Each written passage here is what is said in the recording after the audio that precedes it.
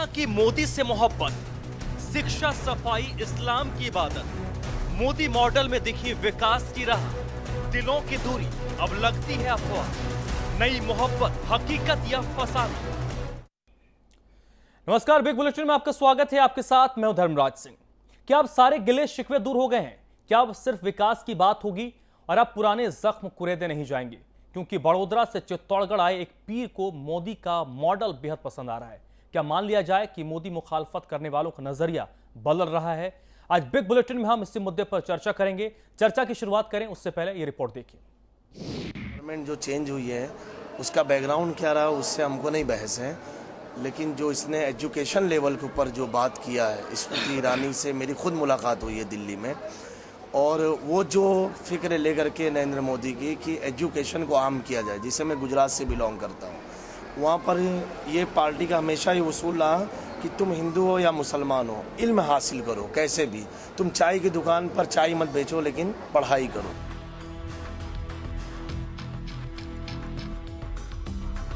एक पीर का वजीर आजम पर एतबार नजर आया है। पूरी दुनिया भले ही विरोधी हो जाए, लेकिन उन्हें मोदी मॉडल बेहद पसंद आया है। अब नहीं कोई शिकवा शिकायत, बात होगी सिर्फ विकास के विरासत पर। से मोदी का एक जुमला बहुत पसंद आता है कि 125 करोड़ की आबादी है, अगर हम 125 करोड़ एक कदम आगे बढ़ेंगे तो मुल्क 125 करोड़ कदम आगे बढ़ेगा। तो हम सबको अपनी जिम्मेदारी का एहसास रखना चाहिए, और ख़ास तौर से इस बार उन्होंने एक जो मुहिम चलाई वो बहुत अच्छी, कि जो इस्लाम 1400 साल पहले बोल चुका है, अन-नज़ाफ़तु निस्फ़ुल ईमान, पाकी जो है, साफ़ सुथराई जो है, ये ईमान का हिस्सा है, आधा हिस्सा पाकी है। जो अभी उन्होंने कबल एक हफ़्ता या 15 दिन पहले मुहिम चलाई कि हर आदमी को अपने इलाके को साफ़ रखना चाहिए, मैं ये समझता हूँ ये इस्लाम के एंगल से उन्होंने बोला। अभी नरेंद्र मोदी जहां कट्टर नजर आते थे, प्रधानमंत्री बनने के बाद इस्लाम की तालीम पर बढ़ते नजर आते हैं। जुमला भी पसंद है और काम भी। तो क्या मान लिया जाए लोगों का नजरिया बदलता नजर आता है? अगर हमारे भारत के प्रधानमंत्री नरेंद्र मोदी जी एक हर इंसान को शिक्षा की बात कह रहे हैं तो सही है, क्योंकि शिक्षा ही बहुत महत्वपूर्ण चीज़ है। ज़िंदगी में कामयाब होने के लिए शिक्षा बहुत ज़रूरी है, चाहे वो महिला हो चाहे बच्चों की शिक्षा हो, शिक्षा होना जरूरी है। तारीफ मोदी के घर से आई है। बात अब मजहब पर नहीं होगी, क्योंकि टूटे दिल के मुलाकात की घड़ी आई है। लेकिन सवाल अभी भी यहीं अटका है कि क्या सारे गिले शिकवे दूर हो गए हैं? क्योंकि अब बात विकास की आई है। अब नहीं कुरेदे जाएंगे जख्म, जख्मों के नाम पर दोबारा नहीं शुरू की जाएगी फसाद की रस्म।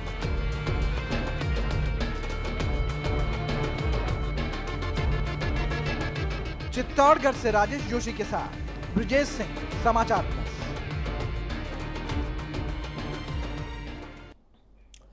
तो वाकई ये हकीकत है या फसाना है? अगर हकीकत है तो इससे अच्छी बात कहीं नहीं जा सकती, क्योंकि एक नए युग की शुरुआत हो रही है और इसमें अगर इस तरीके से भाईचारे से लोग अगर मिले जुले तो शायद स्थिति और आगे बढ़ सकती है। पुराने जख्मों को लोग भूल रहे हैं, क्या इससे ये माना जाए?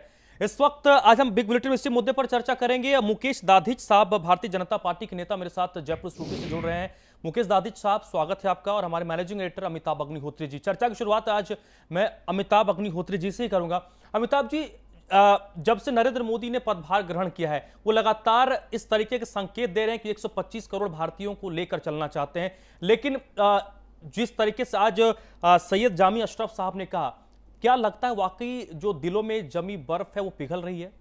देखिए, अभी मैं बर्फ पिघल रही है ये कहना तो जल्दबाजी मानूंगा, लेकिन हाँ, पिघलनी चाहिए जरूर। हिंदुस्तान की विकास की मुख्य धारा से कोई भी मजहब, कोई भी समुदाय, कोई भी संप्रदाय कटके नहीं रहे, आइसोलेशन में नहीं रहे। न मुसलमान, न हिंदू, न ईसाई, न सिख, न पारसी, न बौद्ध, न जैन, कोई नहीं। हिंदुस्तान तब तक मजबूत नहीं हो सकता जब तक सारे संप्रदाय, सारे मजहब, सारे वर्ग के लोग एक साथ विकास की मुख्य धारा में नहीं आएंगे। अब ये मौलाना साहब जिन्होंने नरेंद्र मोदी के तमाम कार्यक्रमों की प्रशंसा की है, ये गुजरात से तशरीफ लाए हैं। गुजरात में नरेंद्र मोदी का मुस्लिम समुदाय में उतना विरोध नहीं है जितना देश के बाकी हिस्सों में है। यह भी एक विसंगति है। गुजरात की 2002 की घटना के आधार पर देश और दुनिया भर में मोदी का विरोध, लेकिन अगर आप गुजरात जाएं तो वहां इतना विरोध नहीं रहा। गुजरात में तमाम मुस्लिम बहुल इलाकों से भी मोदी ने जिनको टिकट दी वो लोग पार्षद बने, विधायक बने, सांसद बने। वहां ऐसी कटुता धीरे धीरे कम हो रही थी। बाकी देश में वो कटुता कम होने का सिलसिला धीमे था बनस्पत गुजरात के। अब इसमें कितनी सियासत है या राजनीतिक प्रभाव का किस तरह इस्तेमाल किया गया है मौलाना साहब के ऊपर, क्योंकि कई बार हमने देखा देवबंद के वाइस चांसलर साहब थे, वो गुजरात गए, उन्होंने गुजरात जाके कुछ वक्तव्य दिया इन मौलाना साहब की तरह ही। जब वो बेचारे लौटे वापस देवबंद तो उनकी नौकरी के लाले पड़ गए, इतना कोहराम मच गया देवबंद में, उनको जान बचाना मुश्किल हो गया। तो दूसरी तरफ भी प्रतिरोध है, उस प्रतिरोध से ये कैसे निपटेंगे ये देखने की बात है। सत्ता के प्रभाव में कह रहे हैं, अपनी इच्छा से कह रहे हैं, सच जो कह रहे हैं उस पर विश्वास कर रहे हैं या नहीं कर रहे हैं, ये तमाम सवाल अभी अतीत मुझे लगता है भविष्य के गर्भ में हैं। आने वाले कुछ समय में कुछ सरकार आगे चल ले, कुछ काम सतह पर दिखे मोदी सरकार के, उसके बाद इस बात पर कोई पुख्ता राय बनाया जाना मुझे लगता है उचित होगा, प्रामाणिक होगा कि क्या अल्पसंख्यक समुदाय और भारतीय जनता पार्टी के बीच संबंध सामान्य हो रहे हैं। बिल्कुल। इस वक्त चर्चा में हमारे साथ गुलाम मोइनुद्दीन साहब भी जुड़ चुके हैं, इमाम हैं सुन्नी जामा मस्जिद के। स्वागत है आपका इमाम साहब। मेरा सवाल अभी आपसे ही है, आखिरकार जब हम आगे बढ़ते हैं तो 2 कदम आप चलें, 2 कदम जब 2 लोग चलते हैं दोनों को एक एक कदम आगे बढ़ाने होते हैं। नरेंद्र मोदी लगातार संकेत दे रहे हैं कि मैं 125 करोड़ भारतीयों का प्रधान सेवक हूं, मैं सबको साथ लेकर चलूंगा। तो वाकई स्थिति जो 2002 के बाद खराब हुई थी वो अब थोड़ी सुधर रही है?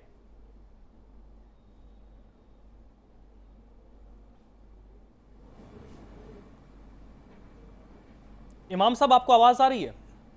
जी हाँ, आवाज़ दिल्ली से भी बहुत पीछे कम है, आवाज़ कम है हल्की सी। बिल्कुल। मेरा सवाल आपसे था कि क्या 2002 के बाद जो कुछ भी नरेंद्र मोदी की छवि थी उस छवि में सुधार आ रहा है? क्योंकि नरेंद्र मोदी लगातार प्रधानमंत्री बनने के बाद संकेत दे रहे हैं कि मैं 125 करोड़ भारतीयों का प्रधान सेवक हूं। देखिए, जहाँ तक अभी नरेंद्र मोदी जी का सवाल है तो ये कि वो इस वक्त जो है हमारे मुल्क हिंदुस्तान के प्रधानमंत्री हैं और उनका ये हक भी बनता है कि वो अपनी रियाया का मुकम्मल ख्याल रखें। उसके अंदर मज़हब नाम की कोई चीज़ ना हो, हिंदू मुस्लिम सिख ईसाई वगैरह ये ऐसा कुछ नहीं, बल्कि जो बादशाह होता है उसकी रियाया के अंदर हर मज़हब व मिल्लत के लोग होते हैं और वो उनका मुकम्मल ख्याल रखे। और जिन चीज़ की ज़रूरत है, चाहे वो तालीम के मामलात हो, चाहे रिज़्क़ के ताल्लुक़ से मामलात हो, हर चीज़ पर उसकी गहरी नज़र होनी चाहिए।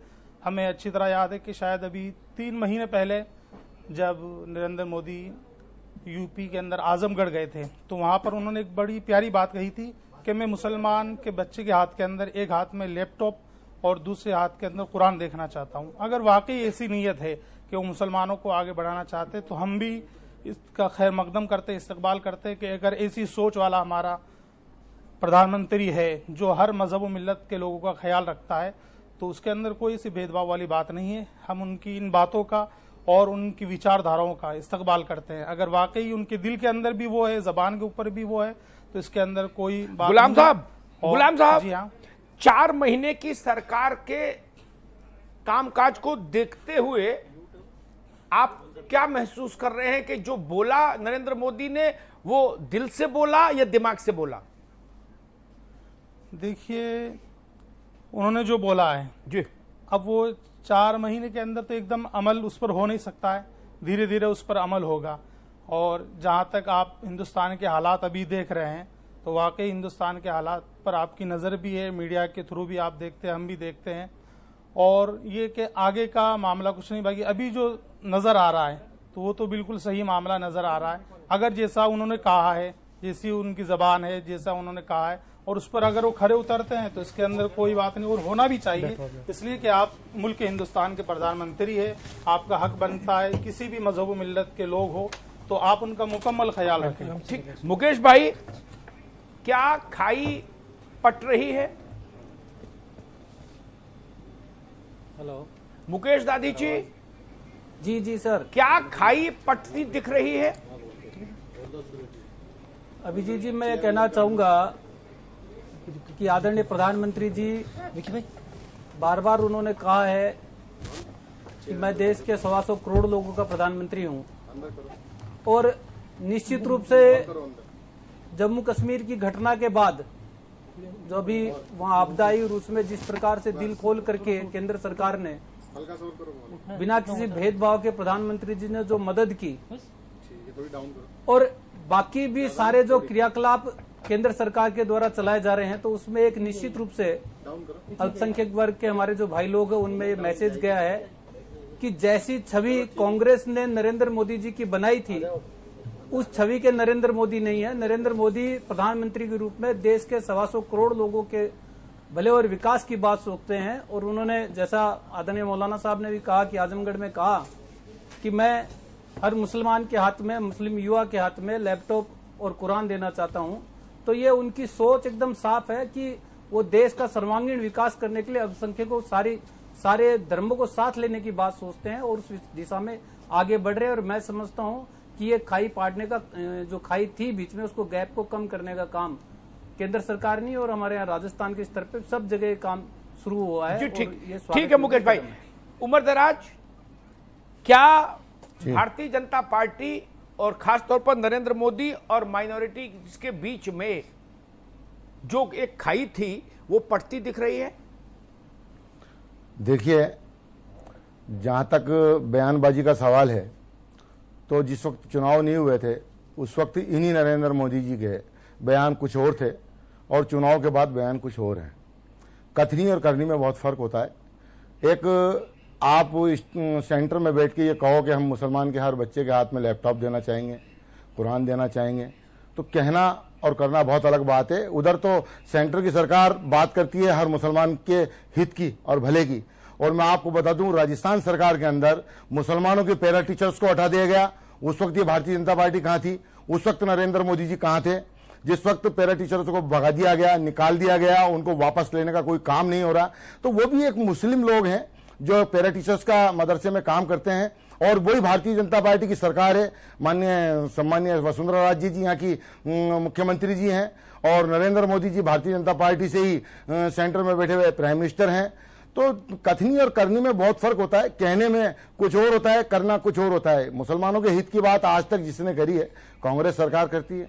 यूपी के अंदर अगर अदर सरकार जो रही है उन्होंने करी है, तो जिन्होंने किया है, तो मुसलमान इतना एहसान फरामोश नहीं है कि अगर उसके लिए कोई कुछ करे तो। उम्रदराज जी, एक बात आपसे जरूर पूछूंगा जी। उत्तर प्रदेश का आपने जिक्र किया, ठीक है ना जी, और आपने जिस पार्टी को इशारा किया वो मुस्लिमों की बड़ी खैरख्वाह पार्टी है, ऐसा वो कहती है जी, है ना जी। कांग्रेस से भी बड़ी खैरख्वाह है, ऐसा वो क्लेम करते हैं। आपको पता है 80 लोकसभा की सीटें, मोइनुद्दीन साहब आप भी सुन लीजिएगा गौर से, 80 सीटें लोकसभा की कांग्रेस, बसपा और सपा तीनों में से कोई एक मुस्लिम कैंडिडेट जिता के लोकसभा नहीं भेज पाया। एक बात, चलो नहीं भेज पाए हम मान ले, उम्रदराज सुन लो मेरी बात, लेकिन जब बाई इलेक्शन आया आपके पास अल्लाह ने एक मौका दिया कि अपनी गलती को सुधार लो, तो वहां से किसको लड़ा दिया? अपने परिवार के बच्चे को। वहां से कोई मुस्लिम लड़ सकता था लोकसभा? आज आपको पता है देश के सबसे बड़े सूबे से आजादी के बाद स्थिति यह बनी 2014 में कि हिंदुस्तान की सबसे बड़ी पंचायत में देश के सबसे बड़े सूबे से एक भी मुसलमान प्रतिनिधि नहीं है। देखिए, उस वक्त का माहौल कुछ और था। हमने राजस्थान में जवाब दिया ना। हमने राजस्थान के अंदर जिस वक्त इनकी लहर थी, एक मोदी लहर, एक भारतीय जनता पार्टी की लहर नहीं थी, वो एक मोदी लहर थी, और वो सैलाब था। और उस सैलाब के बाद जब उपचुनाव राजस्थान के अंदर हुए तो राजस्थान की जनता ने 8 महीने में बता दिया और साबित कर दिया इस चीज के लिए कि वो मोदी लहर खत्म हो चुकी है। और राजस्थान के अंदर 4 सीटों के अंदर से ये 3 सीटें हार करके बैठे हैं। उमरदराज जी, इससे अभी बड़ी हम शर्मिंदा लहर बात पर क्या बात होगी? नहीं कर रहे। अभी आज का विषय सीमित है। उपचुनाव पर बहुत चर्चा कर ली मैंने, आपने सुने होगा कितना तो बोल लिया भाई, गले में दर्द हो गया। आज विषय सिर्फ इतना है, क्या मोदी और मुसलमान के बीच की खाई पट रही है, सिर्फ इतना विषय, इसी तक अपन केंद्रित रहेंगे। देखिए साहब, मुझे नहीं लगता इनकी कथनी और करनी में फर्क है। ये जबान से कुछ और कहते हैं, दिल में कुछ और। लेकिन मौलाना साहब है जो ना, आपके इसलिए- बगल में बैठे हैं, इमाम साहब तो कह रहे हैं अपनी भाई चार अपनी अपनी कि अपनी भाई अपनी 4 सोच होती है महीने और का। अच्छी सोच। अरे भाई सुनो ना, इतना तेज भागोगे, ये कोई नगर निगम है क्या जयपुर? जी जी जी। इमाम साहब बैठे हैं, ये ना भाजपा की टिकट मांग रहे हैं ना कांग्रेस की। आप लोग तो पार्टी में हो, राजनीतिक बात भी बोलोगे। इमाम साहब से मैंने पूछा कि भाई अभी तक का मिजाज कैसा लगा, तो उन्होंने कहा कि अभी तक का तो ठीक है। तो मैं यही तो कह रहा हूं कि अमिताभ जी- कथनी और करनी में फर्क होता है साहब। अगर अच्छी बात है, अगर ये मुसलमानों की नहीं कुछ करते हैं तो कोई एहसान तो करते नहीं। कोई हिंदुस्तान का हर प्राइम मिनिस्टर आवाम के लिए, जो हिंदुस्तान में रहने वाली आवाम हो, चाहे वो हिंदू हो, मुस्लिम हो, सिख हो, ईसाई हो, बौद्ध धर्म हो, कोई भी हो, सातों जातों को साथ लेकर के चलने वाला ही प्राइम मिनिस्टर होता है। और मैं ये कहता हूं, अगर ये ऐसा कुछ करने जा रहे हैं खास तौर से मुसलमानों के लिए, तो बेहतर बात है। जामिया अशरफ साहब ने जो कहा, एक बार होगा जब उमर देखेंगे, दराज जी एक बार सुन लीजिए। जो जामिया अशरफ आ रहे हैं मुकेश भाई, आपके एक पास आ मिनट रहे में, जो एक उन्होंने जो जामिया अशरफ साहब ने कहा है, एक बार आप सुन लीजिए, फिर हम आगे इस चर्चा को शुरू करेंगे। सुनवाते हैं पहले क्या उन्होंने कहा है। जो चेंज हुई है उसका बैकग्राउंड क्या रहा उससे हमको नहीं बहस है, लेकिन जो इसने एजुकेशन लेवल के ऊपर जो बात किया है, स्मृति ईरानी से मेरी खुद मुलाकात हुई है दिल्ली में, और वो जो फिक्र लेकर के नरेंद्र मोदी की कि एजुकेशन को आम किया जाए, जिसे मैं गुजरात से बिलोंग करता हूँ, वहाँ पर ये पार्टी का हमेशा ही उसूल रहा कि तुम हिंदू हो या मुसलमान हो, इल्म हासिल करो कैसे भी।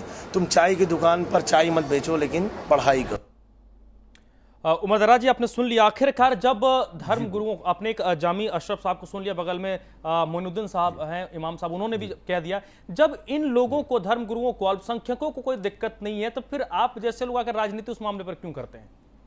दिक्कत वाली बात नहीं बता रहा। मैंने कहा अगर करेंगे तो ज्यादा बेहतर है, और करेंगे जब देखेंगे साहब। कहना और करना एक अलग चीज है। अब ये लोग करेंगे, अगर मुसलमानों को नहीं, कोई एहसान थोड़ी करेंगे। मुसलमान भी हिंदुस्तान का एक हिस्सा है, और प्राइम मिनिस्टर का फर्ज बनता है, प्राइम मिनिस्टर या ये हो या कोई और हो, कि मुसलमानों के लिए कुछ करें, क्योंकि मुसलमानों ने भी हिंदुस्तान को आजाद कराने के लिए अपनी पूरी भूमिका निभाई है, और हिंदुस्तान को चलाने के लिए मुसलमानों की पूरी भूमिका रहती है। मैं एक बार उमर दराज जी एक मिनट जरा मुकेश दादी जी के पास आऊं, फिर मैं आपसे एक सवाल पूछूंगा। मुकेश भाई कुछ कहना चाह रहे थे, आप हाथ उठा रहे थे जी। अमिताभ जी, मैं ये कहना चाह रहा हूँ, उमरदराज जी ने कहा कि पैरा टीचर जो है राजस्थान सरकार ने हटा दिए।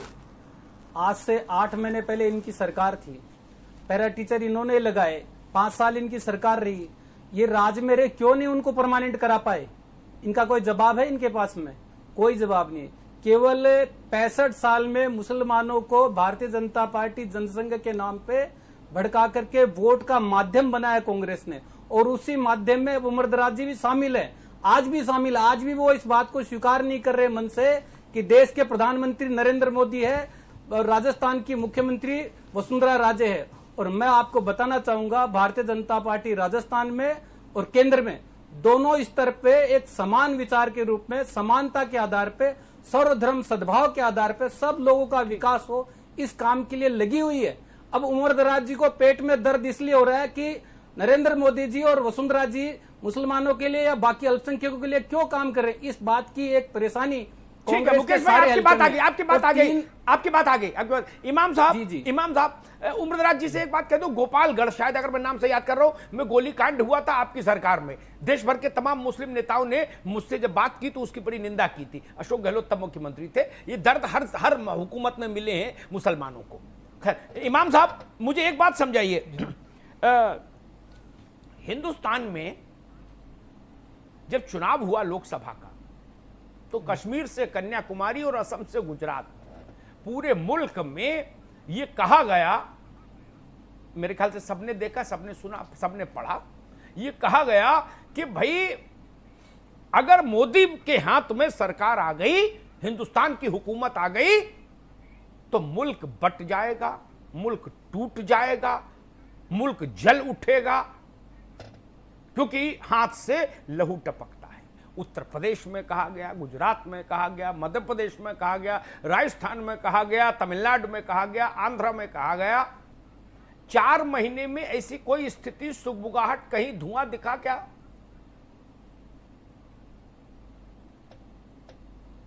नहीं, मैं बल्कि जवाब ऐसा- दूं? नहीं, इमाम साहब से कुछ पूछा नजर मैंने। नहीं आया। और इमाम साहब एक नहीं बात पता और जोड़ दूं, क्या हिंदुस्तान इतना कमजोर है, इतना छोटा है कि उसको कोई भी तोड़ देगा? इमाम नहीं, ऐसा साहब, कुछ भी नहीं है।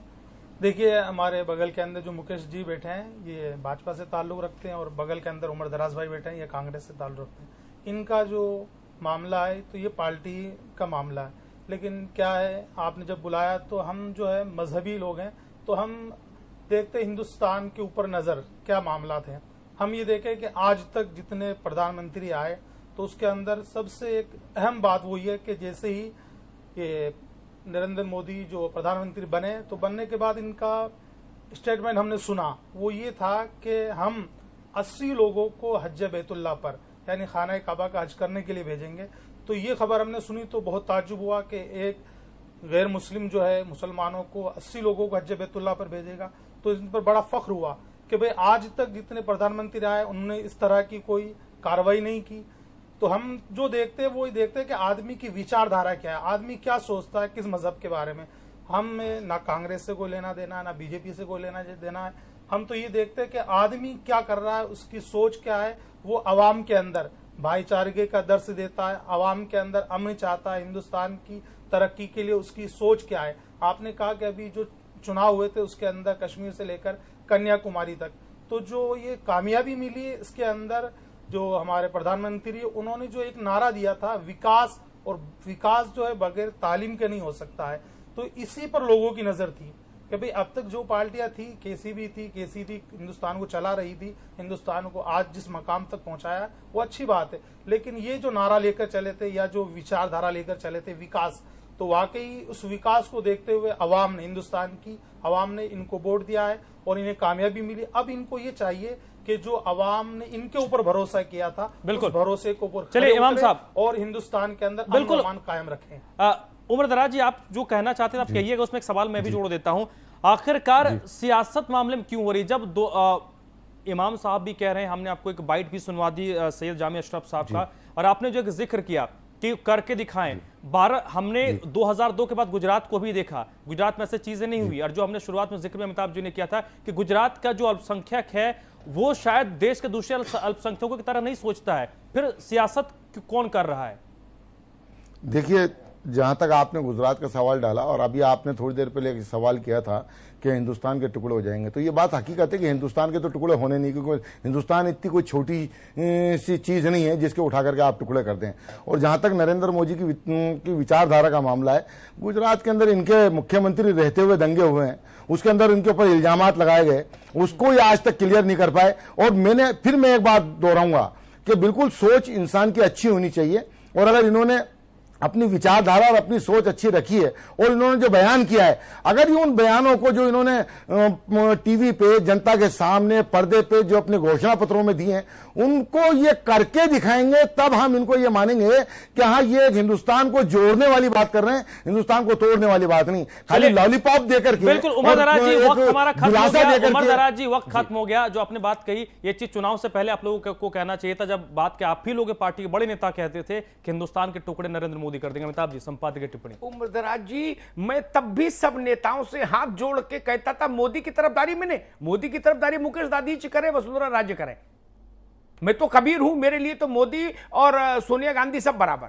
तब भी मैं कहता था कि मेरे दोस्त, हिंदुस्तान के किसी तोते का नाम नहीं है कि जिसकी गर्दन कोई उमेट देगा। तो लोग मुझसे कहते थे नहीं अमिताभ जी हाथ से लहू टपक रहा है, ऐसा देखता था चश्मा लगा के कि भाई मुझे तो दिख नहीं रहा लहू कहां से आ रहा है। तो इतना ड्रामेटाइज क्यों किया चुनाव? हिंदुस्तान को आपने पपेट बना दिया। मुलायम सिंह जी कहते थे 2 हिस्सों में बंट जाएगा, तो पता लगता था राहुल जी कहते थे कि इस देश में गरीब और मुसलमान 2 तबाह हो जाएंगे, तो पता लगा वामपंथी कुछ और कहते थे।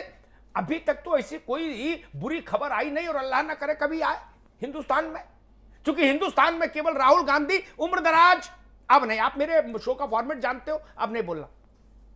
हिंदुस्तान में अब मुकेश दादीच, अब नहीं, हिंदुस्तान में केवल नरेंद्र मोदी, मुलायम सिंह और वसुंधरा राजे और सोनिया गांधी, राहुल गांधी नहीं रहते, हिंदुस्तान में 1.25 अरब लोग रहते हैं। ये 1000 नेता ही हिंदुस्तान का मुस्तकबिल नहीं है। ये गलतफहमी मन से दूर करिए। हिंदुस्तान अपना मुस्तकबिल खुद लिखने में समर्थ है। जो देश तय करेगा, उस पर जो नेता चलेगा, उसको देश का समर्थन हासिल होगा, अन्यथा सत्ता से बाहर होगा। नेता के हिसाब से देश थोड़ी नहीं चलता है, देश के हिसाब से नेता को चलना होगा। और एक बात मैं कहूं उम्रदराज जी, अच्छी लगे तो और खराब लगे तो भी, भारतीय जनता पार्टी माने तो और ना माने तो इनका दिवा स्वप्न, मैंने सारा गणित लगा के देखा राज्यवार, 282 सीटें बिना मुस्लिम वोट के सपोर्ट के हिंदुस्तान में कोई जीत नहीं सकता। लिख लीजिए, कभी आइएगा नोएडा तो कागज पर सिद्ध करके दिखा दूंगा। जो जनसंख्या का हमारे यहां संतुलन है ना,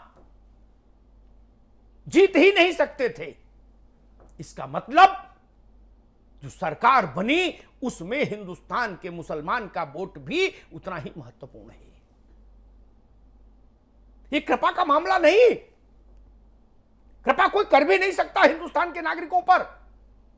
सत्ता सेवा के लिए होती है। मालिक मुख्तार वो राजतंत्र चला गया जब कोई मालिक हुआ करता था।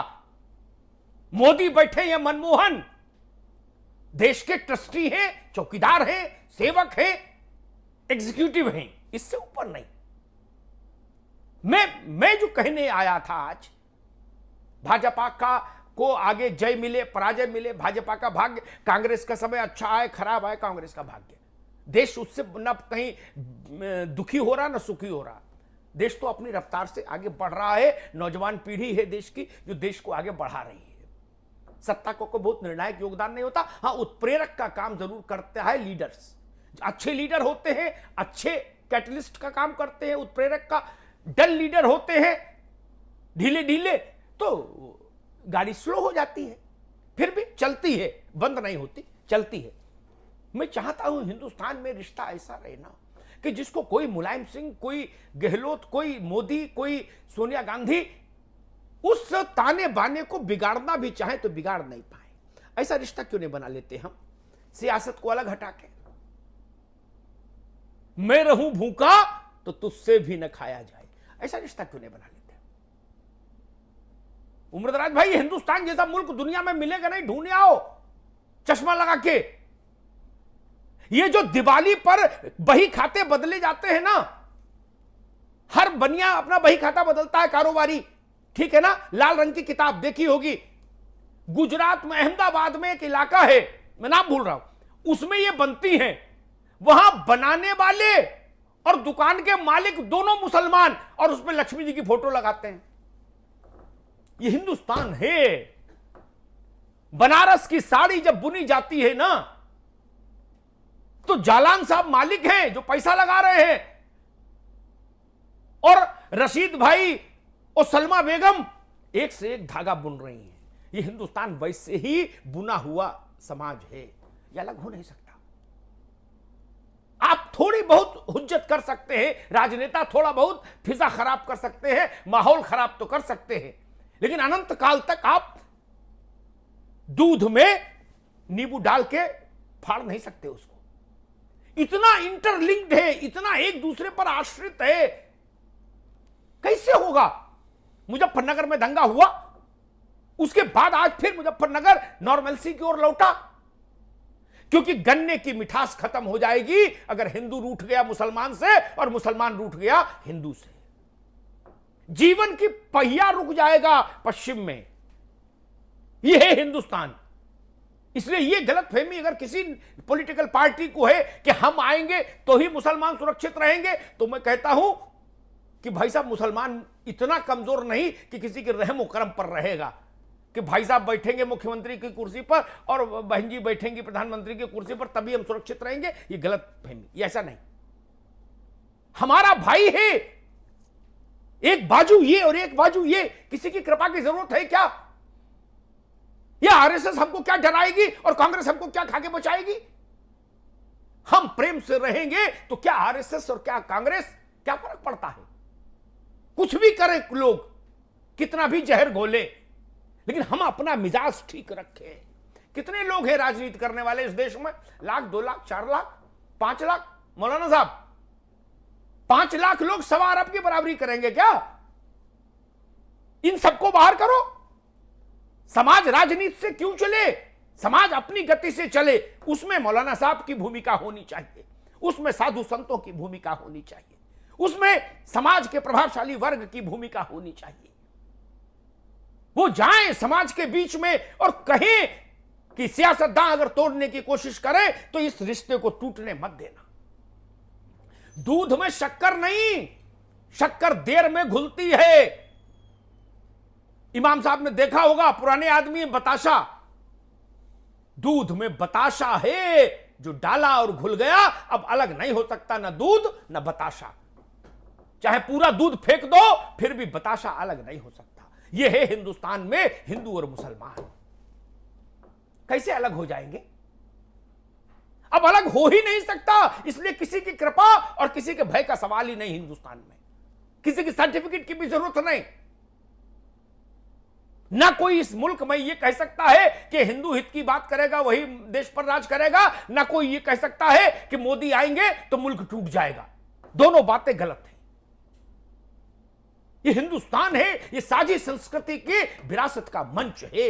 इतना अलबेला देश दुनिया में कहीं नहीं। इकबाल से बेहतर कोई बता सकता है हिंदुस्तान कैसा है, जो वो लिख गए, अल्लामा इकबाल। इसलिए मैं कहता हूं, आज अगर यह सरकार बहुत उम्मीदों के साथ आई है, इसके साथ बड़ा जनादेश है देश का।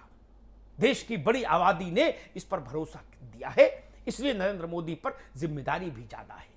भाजपा के कार्यकर्ताओं से भी मैं कहूंगा, आपके आचरण से कोई ऐसी बात नहीं होनी चाहिए कि फिर दुष्प्रचार करने वालों को एक रास्ता मिल जाए। आप ये ध्यान रखिए, लड़की के ब्याह का मामला है, अगर कुछ बराती बारात में डिस्टरबेंस जानबूझ के भी पैदा करना चाहते हैं तो लड़की वालों का फर्ज है कि थोड़ा सिर झुका के रहो, छोड़ दीजिए। जो लोग चाहते भी हैं कि अमन का धागा टूटे तो उसको मजबूती से पकड़कर खड़े हों वो सब लोग जो हिंदुस्तान के साथ है, किसी पार्टी के साथ नहीं। जो हिंदुस्तान के साथ है वो मुसलमान के साथ है, वो हिंदू के साथ है। इसलिए मैं कहता हूं, मोदी जी रहे नहीं रहे, किस पार्टी की सरकार रहे, अलहदा सवाल है, सियासी सवाल है। लेकिन जैसा मौलाना साहब ने कहा, हम सब लोगों को ये जिम्मेदारी लेनी होगी कि हिंदुस्तान का सामाजिक ताना बाना बिखरे नहीं। बहुत बहुत धन्यवाद। तो चलिए, आज के इस चर्चा में अभी बस इतना ही। उमर दराज जी, बहुत बहुत शुक्रिया चर्चा में जोड़ने के लिए। मुकेश दादिच साहब, आपका भी बहुत बहुत शुक्रिया। गुलाम मोइनुद्दीन साहब, आपका भी बहुत बहुत शुक्रिया। अमिताभ जी, आपका भी बहुत बहुत शुक्रिया। तो फिलहाल बिग बुलेटिन में आज बस इतना, लेकिन समाचार प्लस पर खबरें लगातार जारी हैं।